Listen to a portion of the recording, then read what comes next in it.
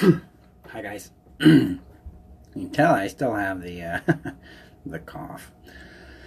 So I'm doing this impromptu because there's something I've been toying with lately when it comes to love, when it comes to the idea of loving ourselves, right?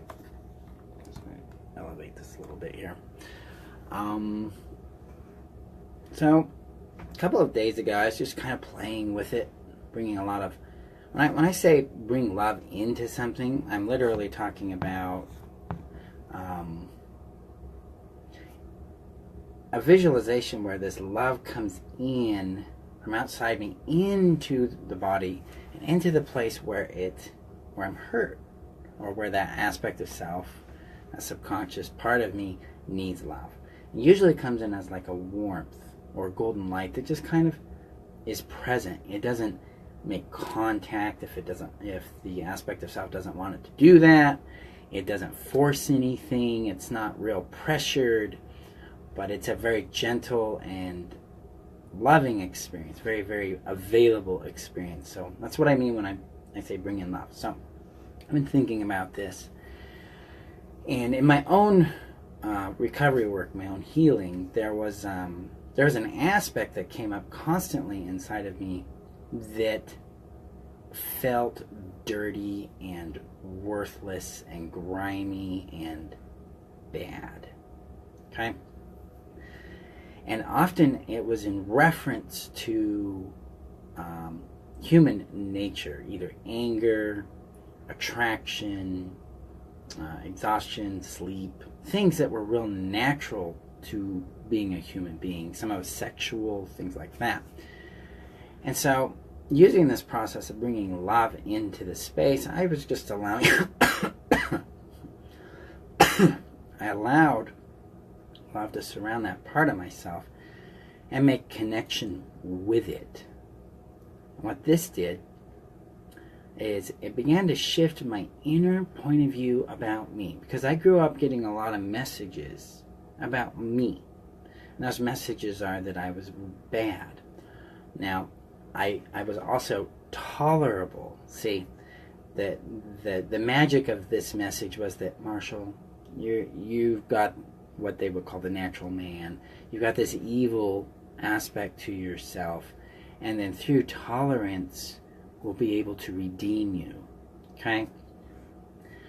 This taught me that there was something inherently bad about me. There's something wrong with me. And with who I am, that who I am has a bad part, or is bad. And I internalized that as truth. So I took it as, oh, I'm bad.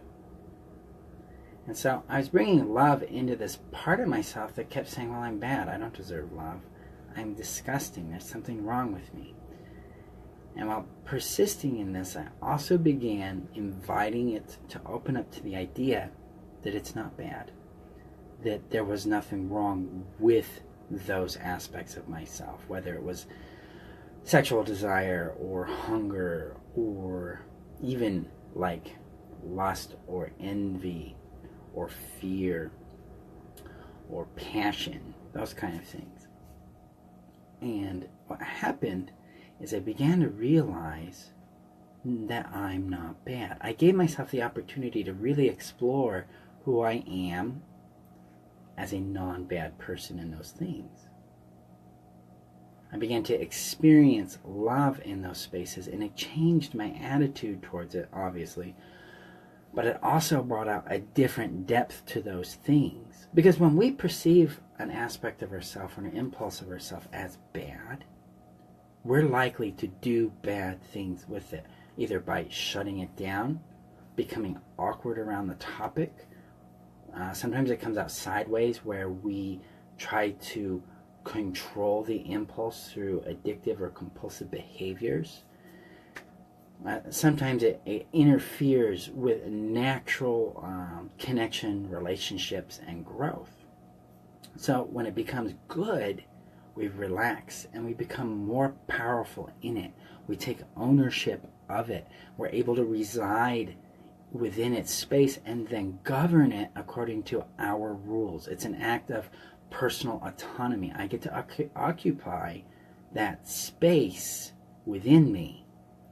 And that is a powerful and important component to healing, is allowing yourself to occupy a space of being good. So if there's a part of you that struggles with feeling worthy or feels bad about being that or having that, first bring love into it. Just love that part of yourself for a while. Do it for several days. Just allow it to sit in that. And then invite it to open up to what it would be like to be good. What if that was a good part of ourselves? What if it was innately good too? Okay? So I want you to explore that. See what that looks like to you, what that means to you, how that fits with you, and explore what it does to change your perspective on you. Because I have a hunch. And so my hunch is, you're not bad. You're actually really good. You've just bought into a bullshit lie that you're bad. But now I want you to experience that for yourself. Because, my hunches, they're mine. They're not yours, right? You get to experience and understand this. You get to choose this, because that's part of your power. That's part of your autonomy. That's part of living law 1.